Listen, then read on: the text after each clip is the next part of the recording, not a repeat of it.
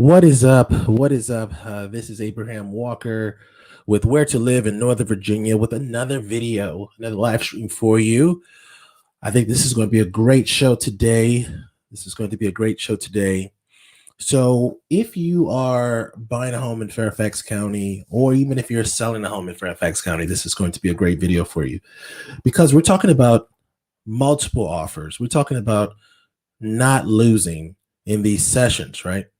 And you'll be pleased to know if you're on the sell side that almost every transaction, every property that's listed under $1 million right now in Fairfax County is seeing multiple offers. So what does this mean for the market? If you're a buyer moving forward, like how do you compete in this environment? This particular session was actually inspired by a Facebook comment in one of these Facebook groups I'm in. It's called the group I'm in is called Kingstown, Franconia, Rose Hill, Alexandria, Virginia Chatter. It's tied to the Buy Nothing group. And so this is the post. The post says, is the housing market feeling very 2005 to anyone else? I had a realtor tell me some crazy stories about 20 plus offers, $50,000 to $75,000 over list, and still losing to cash offers. I didn't believe him. I came home and checked a few properties we had liked, and I'll be darned, he was 100% right. Ugh. I'm not cut out for bidding wars. Sage word of advice for this individual. So this individual is looking for some guidance during this incredible seller's market that we're in right now. What is a seller's market? So a seller's market is when the amount of inventory that we have is actually less than 6 months of inventory. And in Fairfax County right now, we have less than a month of inventory. So that means that every time a property comes on the market, you can expect that property to sell in a month.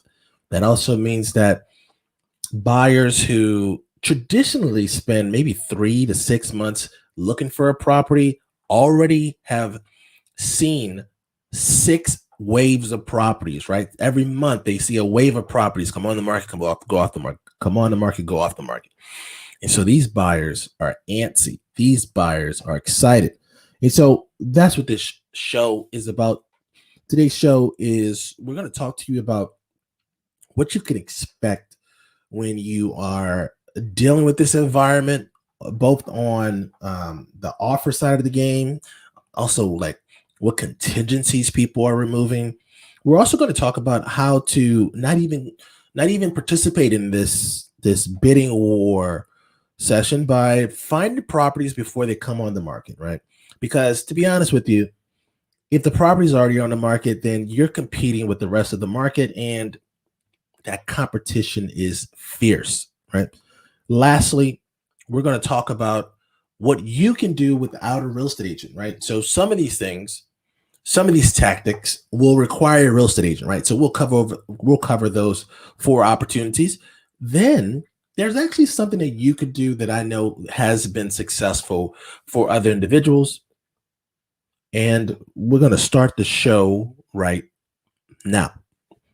So my name is Abraham Walker, your favorite Northern Virginia real estate agent, right? So on this YouTube channel, I do the research so you don't have to. If you're thinking about moving or relocating to the Northern Virginia area, or if you're thinking about selling your home, moving out of the area, please use the link in the description to fill out our perfect home questionnaire. After you complete that short survey, we'll schedule a time to meet online via Zoom, and I'll answer any questions you have about the local real estate market, about Northern Virginia, and about selling your home. Also, be sure to check out our Where to Live in Fairfax County playlist, right? For more videos like this one, you can click right here. There's going to be a link right here after this live stream is over. For anybody who's watching it after we go live. And then there's also going to be a link in the description of this video. So enough about me. Let's jump into how not to lose in these bidding war scenarios. So first, let's put our long game hat on, right? Um, this is a competitive market, right? With our market, we have high median incomes, right? So that means that people, a wide swath of people here make a good chunk of money, right? So these individuals are ready to spend as much as it takes to win the home of their choice. So you have to be prepared to write several offers.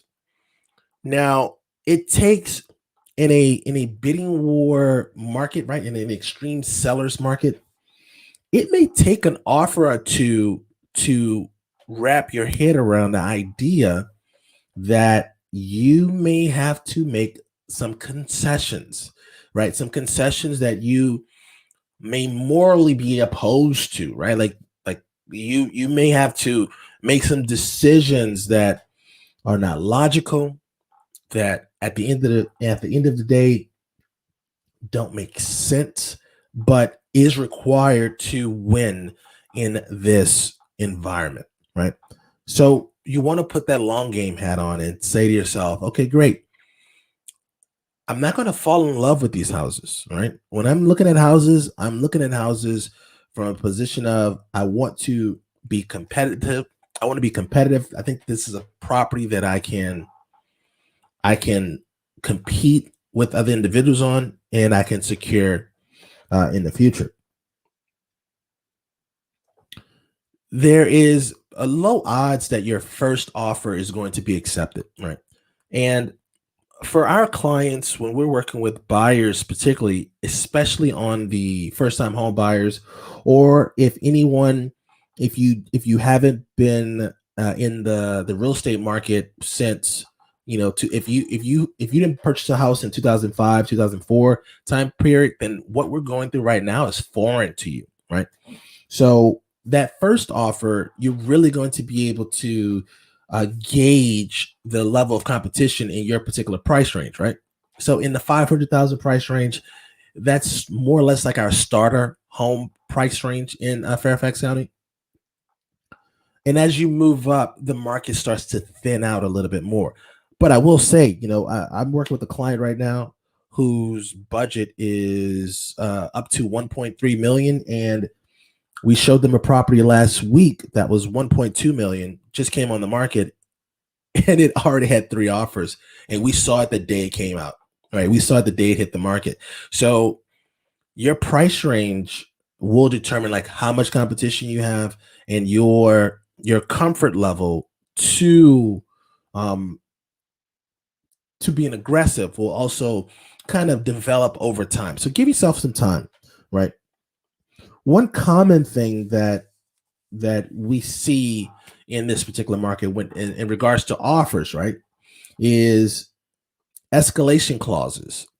So if you're coming from a market like Texas, right? Say for instance, if you're relocating here from Texas, well, in Texas, you don't get the opportunity to use a tool like the escalation clause. So it's a foreign tool to you.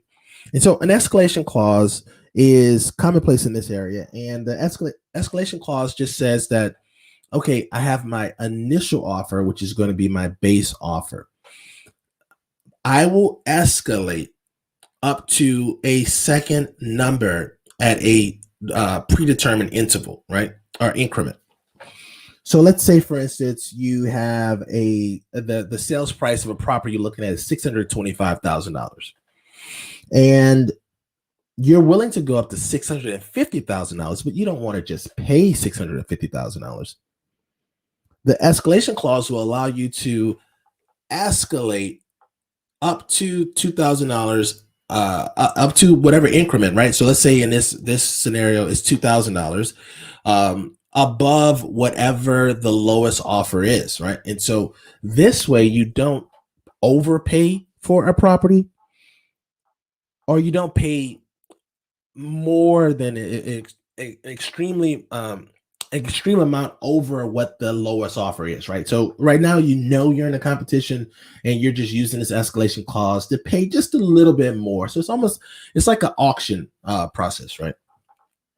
So you got to get used to these escalation clauses, and it's it's one of those feelings that you kind of lose control a little bit in this market over the property that you're trying to purchase, right?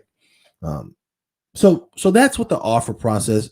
Now let's talk about the contingencies, right?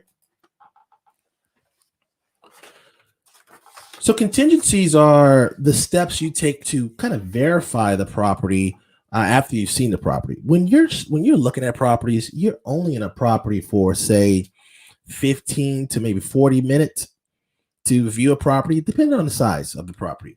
So you don't really get an opportunity to really test out all the windows, make sure the doors closed, make sure the refrigerator works, make sure the washer and dryer works. Like you don't get a chance to really do all those activities. So we have contingencies in place to help you verify the property. Well, in this competitive market, you'll start to see that you're competing against people who are removing almost all of their contingencies, right? I'm talking about the home inspection contingency, the appraisal contingency. Those two are the main contingencies that are in. It's rare to see somebody remove like the clear title, right? Contingency, because you can't really move forward on a property without clear title. But the main ones are home inspection and appraisals.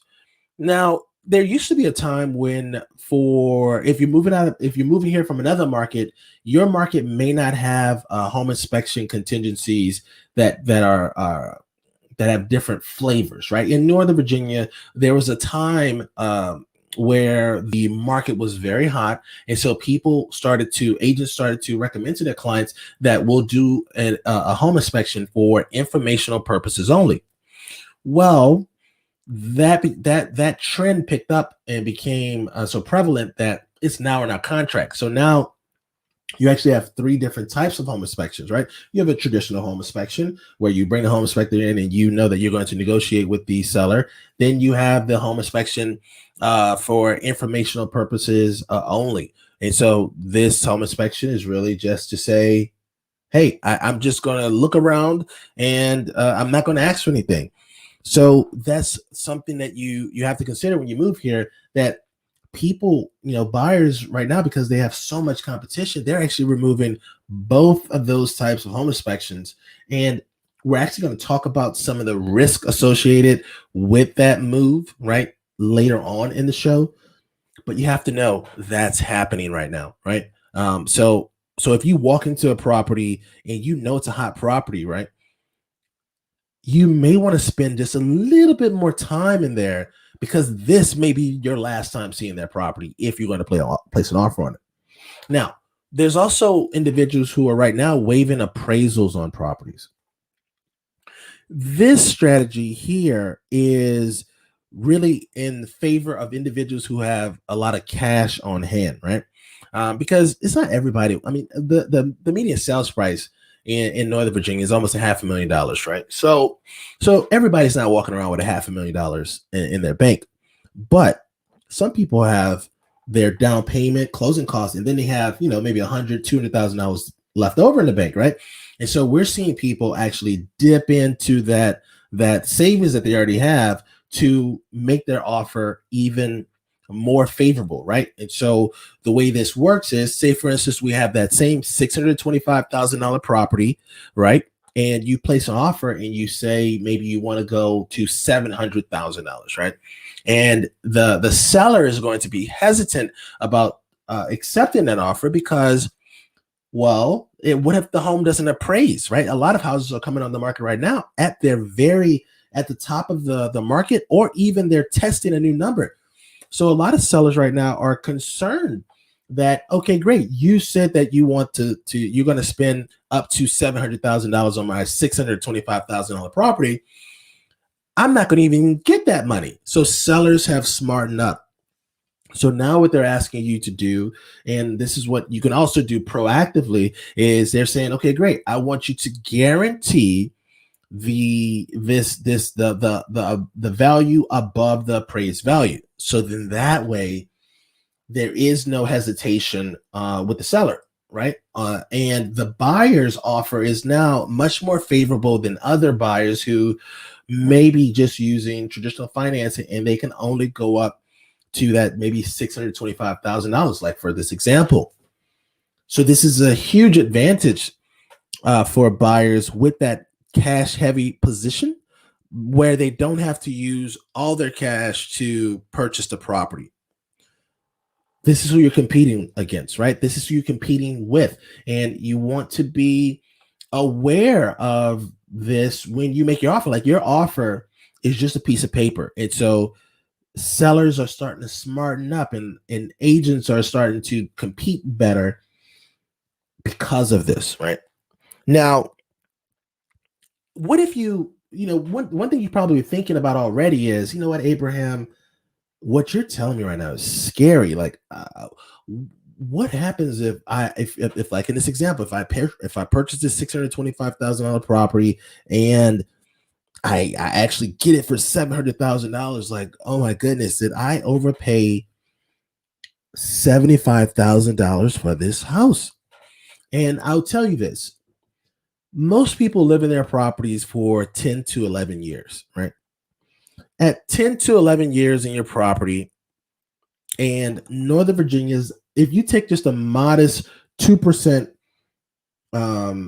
appreciation rate, right, then you'll see that the investment could pay off over time. So I'm not telling you that the market will appreciate by 2% every year. I'm just telling you that what we've seen for the last 10 to 12 years is, a 2% appreciation. So one could expect that we may continue to see that 2% appreciation. So if you actually want to see, I actually did a video about this concept, about how moving to Fairfax County will actually net you $750,000 just by moving here, right? Comparing our market to a traditional market. So I'm going to put a link up to that video right here. I also put a link in the description too. So because I dive deeper into numbers, right? And so you'll have a better understanding of the investment you're making into Fairfax County. So the last thing before we move on from the contingency section is, your lender may not allow some of this stuff that that you may have to do to win, right, an offer. So check with your lender. Make sure, I highly recommend in this particular market that you are working with somebody that's local, that understands the local customs at this time, because another thing we're going to need your lender to do to not lose, right? This is about not losing, is we're going to need your lender to call the listing agent to let them know that, first of all, you're a well-qualified buyer. Like, we need the listing agent, the lender, to also butter up the listing agent to hopefully look at our offer. Does that make sense? Like we have to pull out all the stops in this market, and your lender is a part of that routine. So if you're using an online lender where you don't know who is your representative, that may not play out in your favor in this particular market, right? All right, so let's go to the intermission, right? Let's see if we have any questions here. Let's pause right for a quick second. If you've made it this far in the video, thank you for your attention thus far. And I want you to do me a favor. I want you to type stop in the comment section, right? Just type STOP in the comment section. And while you're in the comment section, let me know if you've recently purchased a property in this market and maybe you had a multiple offer scenario. How did you win in your multiple offer? What strategy did your agent use? Or if you bought a property by yourself, like, what strategy did you use on your for sale by owner or whatever, what have you, right? And one more thing before we continue to the rest of the video, there's one or two people that that watch my videos. One is an individual who's either looking to buy a home, sell a home, or invest in real estate in the Fairfax County, Northern Virginia area, right? Welcome to the channel. Welcome to the video. The second type of person who watches my video is my competition, right? Imitation is the highest form of flattery. So I also welcome you to the table. I make these type of videos to educate my viewers on the real estate process in Northern Virginia. Now, I will say a lot of my viewers skew to individuals who are relocating to Northern Virginia, some first-time home buyers, first-time sellers. So that's why you see a lot of our video content is about the area itself. But I want to welcome you to the channel. And if you appreciate our work and you like what we're doing here, help us to continue making these videos by using our services. Don't be shy. I won't bite. I'd love to help you in your real estate endeavor. The best way to reach out to me is actually to visit the description of this video and click the perfect home questionnaire, right? After you complete that brief survey, we will schedule a time to meet online, and you can ask me any questions you have about the Northern Virginia area or about real estate in general. You know what? Now let's get back into our show.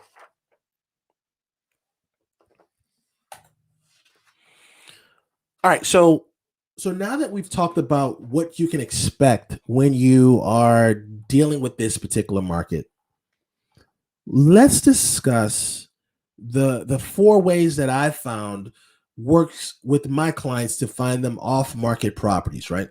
Because once a property comes on the market, it's, you're competing with everyone else, right? And I got to be honest with you.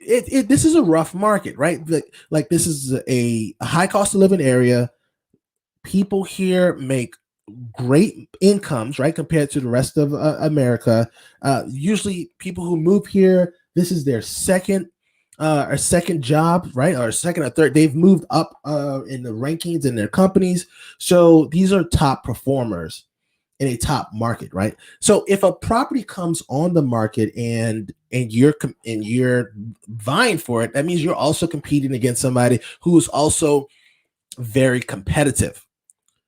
So our strategy is a little different. What we recommend to our clients is let's find out where you want to live, right? Which is, think about it. Like this channel is called Where to Live in Northern Virginia. Let's find out where you want to live. And then once we hone in on an area that you want to live, let's then go find properties in that area that fit your criteria. So what we're going to cover now is we're going to cover some strategies that will actually assist you in that process. All of these strategies will require a real estate agent. I will cover after this session is over. I will cover strategies that you can actually implement without a real estate agent, right? But I think it's like 95% of buyers are using real estate agents. So you're going to have somebody with you. Now, if your agent doesn't want to do these strategies, I'm not telling you should fire them. I'm just telling you that you may rent a house when you move here, right? Or you may stay a renter while you're living here. So let's talk about strategy number 1. Remember, this is for individuals who know where they want to live. So strategy number 1, it requires a targeted campaign for individuals who have owned their homes for more than 5 years, right? So what we can do, what a real estate agent can do, and what we've done is we actually target individuals in the MLS system through the tax records, right? So we have access to that information. And, excuse me.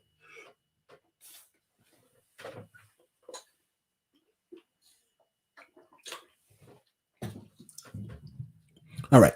So what we do is we target individuals through the tax records in the MLS, and we find out who has been holding their properties more than 5 years in a certain geographic location, right? Once we have those individuals, that list of individuals, before the pandemic, we would take a land, air, and by sea approach to finding these individuals, right? So we would door knock them, call them, and send them a mailer, right? But, it's a pandemic right now. And so we can't really, door knocking somebody during the pandemic just doesn't feel right. So right now we're calling and we're mailing to those individuals to see if they are interested in selling their properties. Now, I know what you're saying.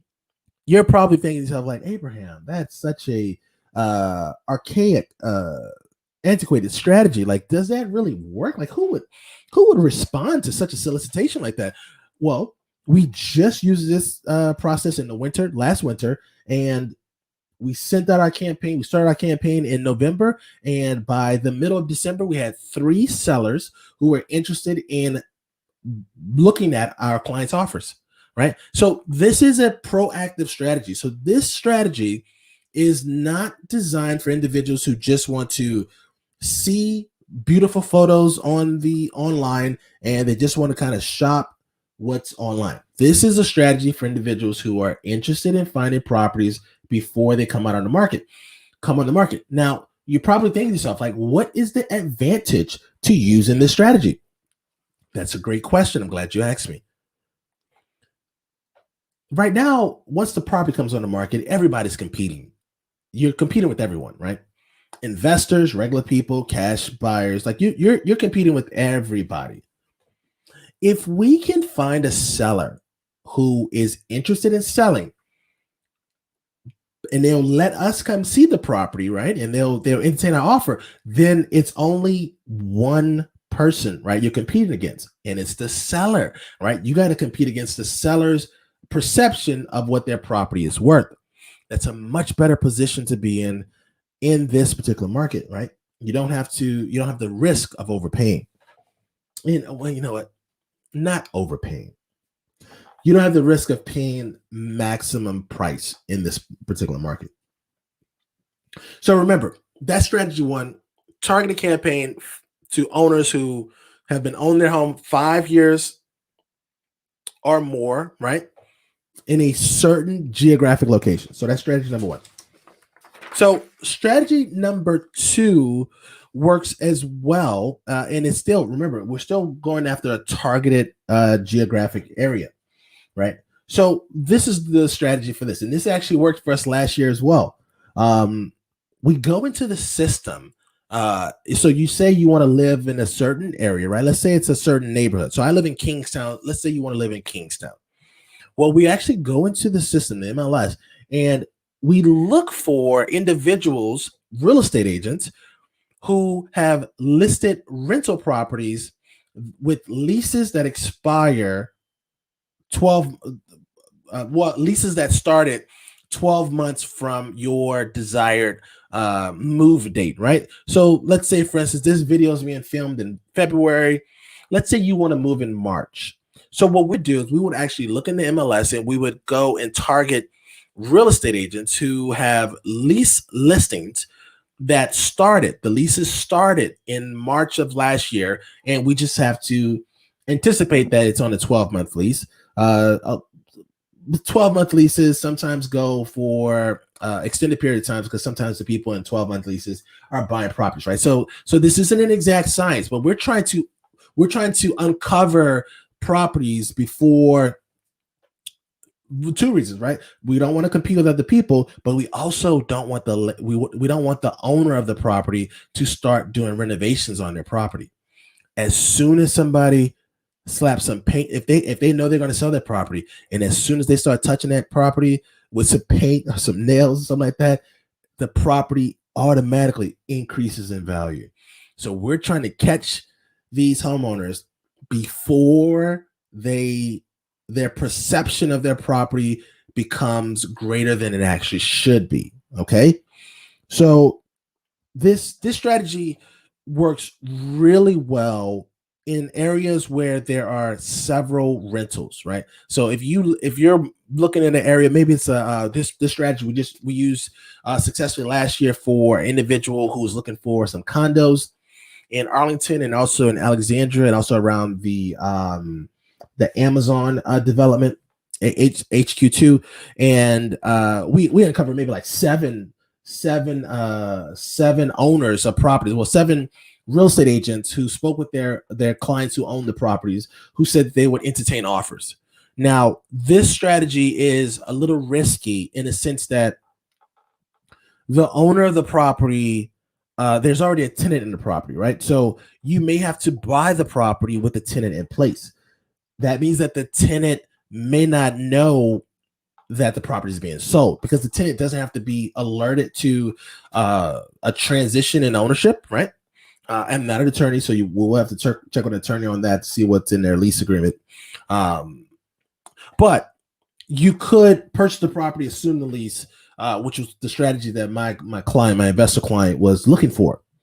And some investors don't want to alarm their tenants, because if their tenants are on a month-to-month lease, their tenant could leave at any moment. So they don't want to risk that they're losing that income for your potential offer, right? So there are scenarios where you may not be able to see the property, right? You may not be able to see the interior of the property, and you'll be just making an offer sight unseen, right? So those are the risks associated with this strategy, right? But a tenant maybe already may come with the property, and you may not get to see the interior of the property as well. Now let's go to strategy number 3. Strategy number 3 is, I would say, is going to be strategy number 3 and 4 are going to provide the least results, right? But they are still, we're shaking every tree when it comes to this scenario, right? We're trying to find the something that you only need one house, right? So you're only looking for one property. So our goal is to increase your opportunities of placing an offer on something and securing something that you like. So strategy 3 involves targeting the listing agents of a desired geographic area that you're interested in. So the listing agents, and we're looking for the top listing agents, right? Because usually if a listing agent has had several transactions in a particular area, that means a couple things. One, they target market to that location, right? So that means that maybe they're sending out mailers, maybe they are sending out, maybe they're really active in the community. There's a number of reasons why somebody would get a large cluster of listings in a certain market, and they most likely live in the area, right? So like we do several deals in Kingstown, just off of the strength that we live in the Kingston area and a lot of people know us, right? So does that make sense? So what we do is we actually target these listing agents, and we actually ask them, hey, look, do you have any listings coming on the market? Because I'm working with a client who's very motivated, and we wouldn't mind buying the property before your client fixes it up, right? Because remember, we have to get to the owner before they touch that property with some paint, replace any flooring, like do anything with the refrigerator or the appliances. Like, we have to get to them soon. So after talking to the listing agent, they may have a property, they may have a client that maybe is an investor, has a tenant in place, know the tenant's about to move out, they want to sell the property, they don't want to go through any hassles, right? That's usually like how some of the investors work. They don't. Some investors just don't like the home selling process, so they're just trying to get in and get it out. So this may uncover some opportunities. I just want to let you know that it's very rare, because as a listing agent, one of your, not duties, but one of your goals is, if you're working in a certain geographic area, you actually want to have some of the highest selling properties in the market, because that progress, or that performance actually secures you future business, right? So this is just something to consider, right? That this is a strategy. It's low on our likelihood of succeeding, right? So that was strategy number 3. The last strategy in finding off-market properties with the help of your assistance of your real estate agent is use the EDDM service, right? So EDDM is Every Door Direct Mail. It allows you to cheaply send out mail to a certain a mailing route in a geographic area, right? So this is going to produce the least amount of results, but it is an effective way of targeting a geographic area, right? Because remember, we're going into this with the mindset that I already know where I want to live. I just find me a house that meets, these certain criteria, right? So again, don't be surprised if you pitch this idea to your real estate agent, if they say it won't work, it's not likely to work. Then it's direct mail has like a 1 to 2% response rate. So your agent isn't telling you a lie. It's just that our goal is to try to find you something before it hit the market. Does that make sense? Right. So you want to shake as many trees as you can to get this fruit. So that's finding off market properties with the agent. Let's talk about what you could do without an agent. All right. So there's 3 things you can do without an agent.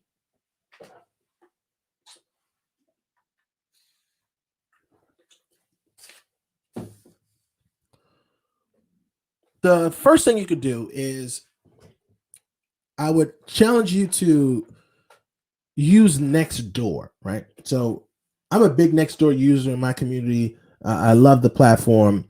And I think some people don't take advantage of who they have access to.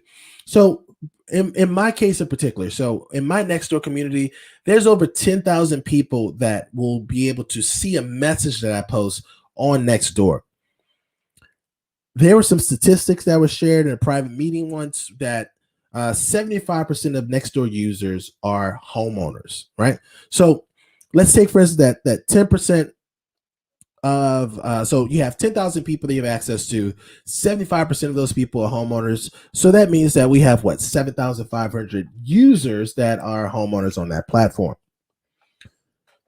In our market, in most of Northern Virginia, you're looking at a 4 to 5% turnover ratio as far as the total percentage of homes. 4 to 5% of those will come on the market at any given time. So 5% of 7,500 individuals is 375 homes every year that are turning over inside the Nextdoor platform. So make sure you let it be known on this social media platform that you're looking for a property.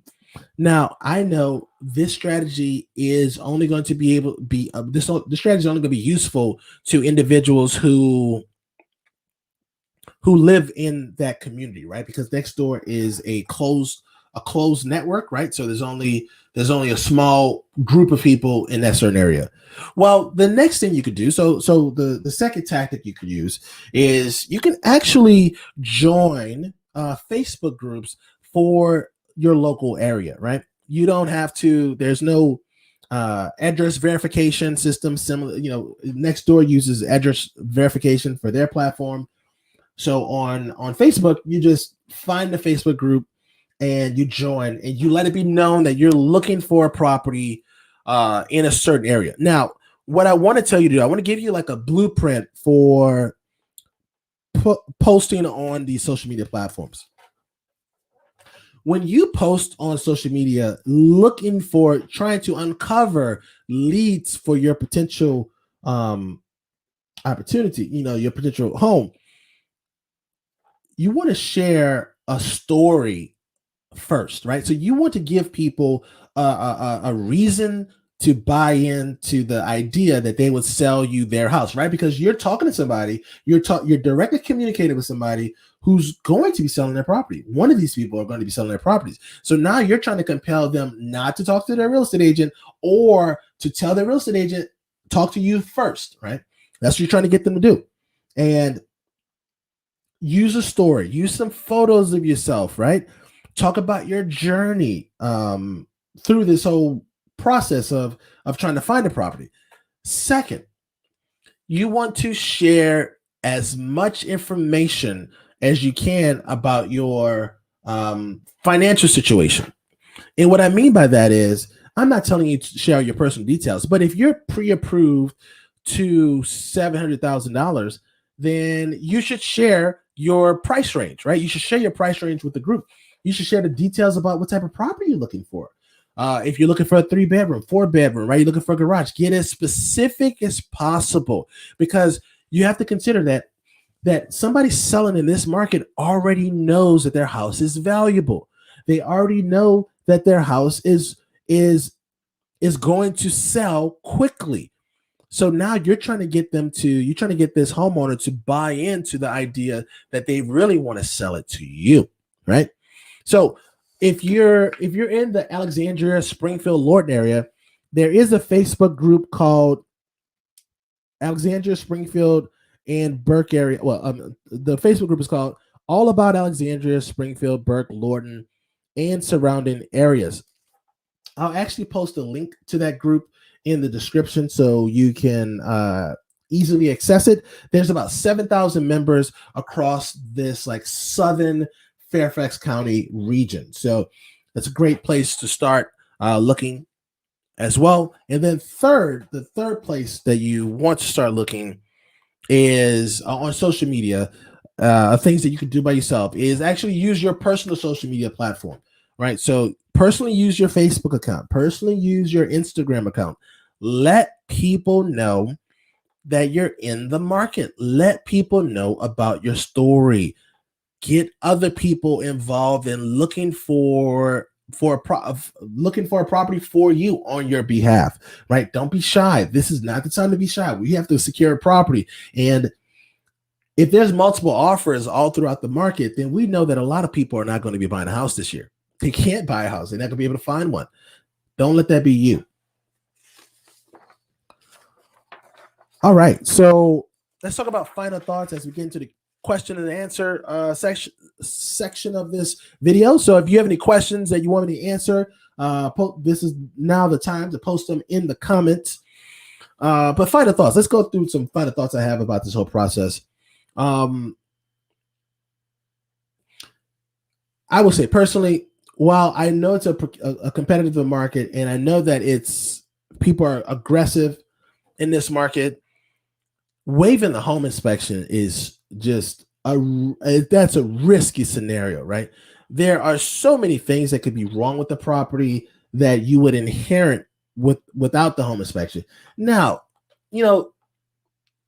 this isn't to say you'll be able to negotiate, right? This isn't to say you'll be able to negotiate with the seller. But would you rather buy a house, not know what is wrong with it, and inherent, all kinds of problems? Or would you rather conduct the home inspection for informational purposes only and just find out, like maybe I need to walk away from this property? Now, one scenario you could use, if you know you're dealing with a competitive market and you want to offer your max price, you want to clear your savings account, like people are doing some crazy things right now.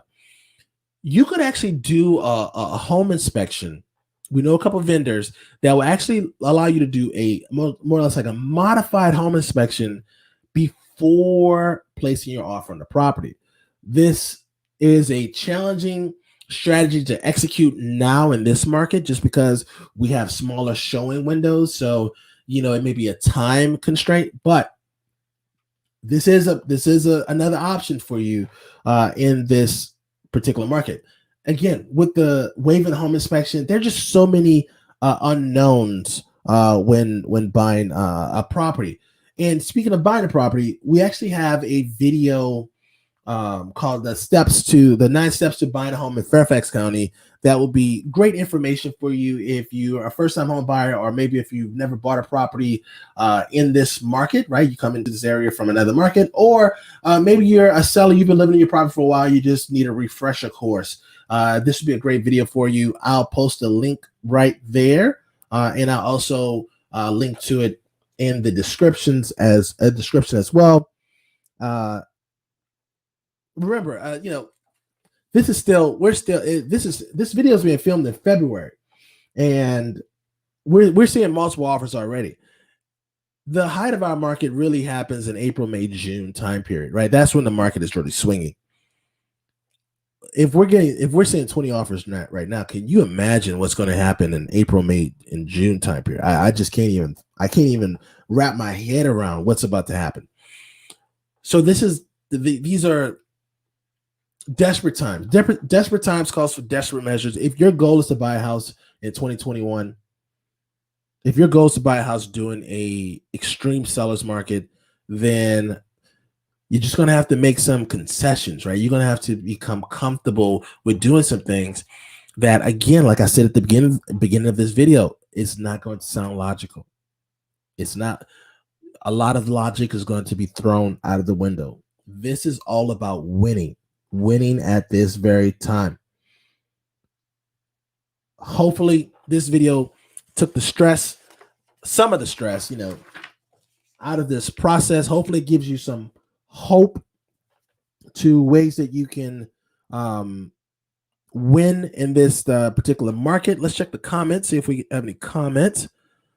Carol Claxton said stop. Okay, thank you so much for responding, Carol. That was part of the intermission part. So there you have it. Those are that's how you stop losing in this multiple offer scenario, right? The situation.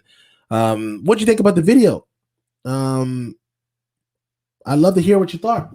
Post down below in the comments section, right? If you've gone through a multiple offer session yourself, right? Let me know what strategy did you use.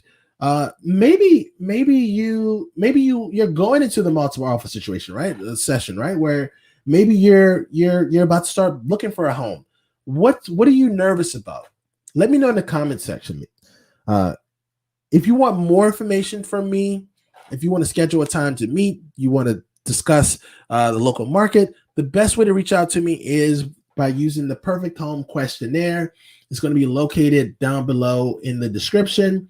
A link to it will be in the description. You can also click the link that's going to be right here. Oh, no, there's no link right there. I'm sorry. But it'll be a link in the description. So it's going to be a brief survey. Once you fill out that survey, we'll schedule a time to meet online via Zoom. I'll answer any questions you may have about the home buying process, home selling process, anything local.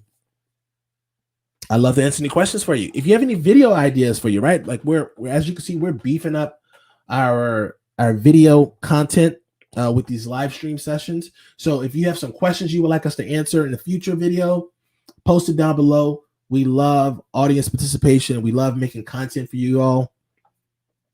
Thanks for watching the show, and I will see you in the next video. Peace.